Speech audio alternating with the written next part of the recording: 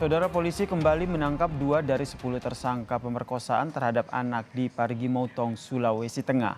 Total sudah ada 7 tersangka yang ditangkap dan dibawa ke Mapolda Sulawesi Tengah. Hingga Rabu malam, saudara, 7 tersangka pemerkosaan telah ditangkap, sementara 3 tersangka lainnya masih dalam pengejaran.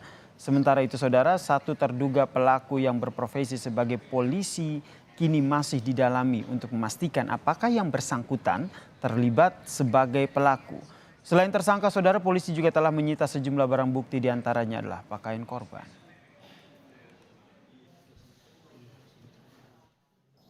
Saudara MKS yang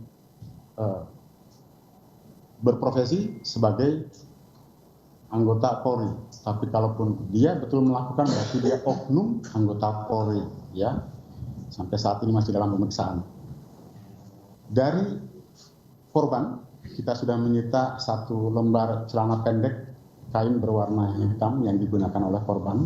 Ya. Dalam hal ini kita sita dari kedua orang tuanya tentunya, ya.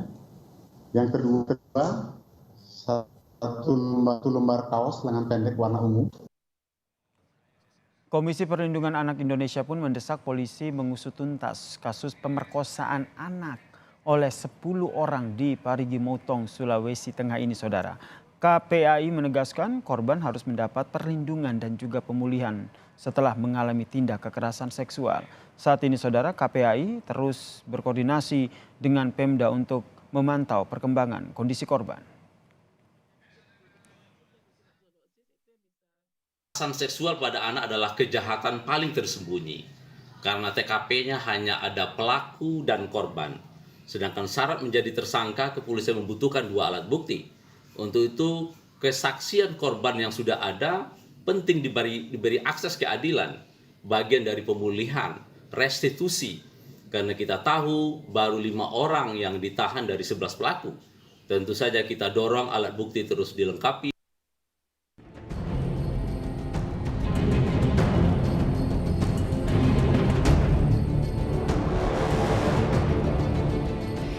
Pertengahan 2022 lalu, seorang sukarelawan banjir di Parigi Motong, Sulawesi Tengah menjadi korban pemerkosaan. Korban diduga diperkosa oleh 10 orang pria yang terdiri dari kepala desa hingga guru.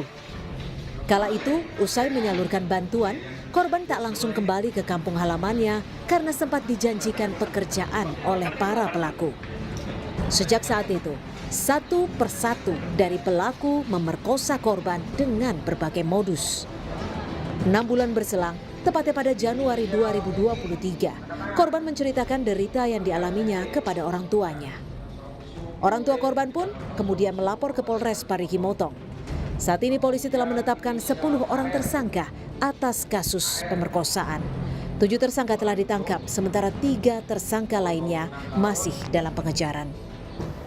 Ada 6 TKP tempat terjadinya kejadian persetubuhan terhadap anak kecil ini. Yang pertama, di rumah tersangka LK. Ya. Kemudian di sekretariat di desa Sausu, sekretariat adat yang sudah tidak digunakan di sekretariat tersebut. Ya, karena masih ada 3 lagi yang harus kami tangkap.